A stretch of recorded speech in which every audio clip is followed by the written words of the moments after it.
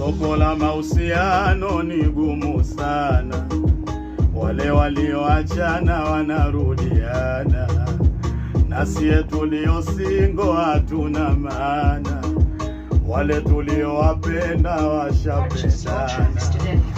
Nitampenda nani mie, hata nipenda nani mie, nitomjali aniridhie, mapungufu yangu anifichie.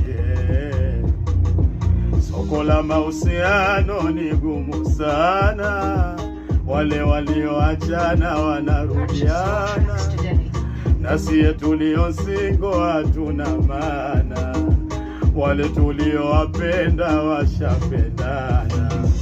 Nitampenda nani mie, hata nipenda nani mie, nitomjali aniridhie, mapungufu yangu anifichie.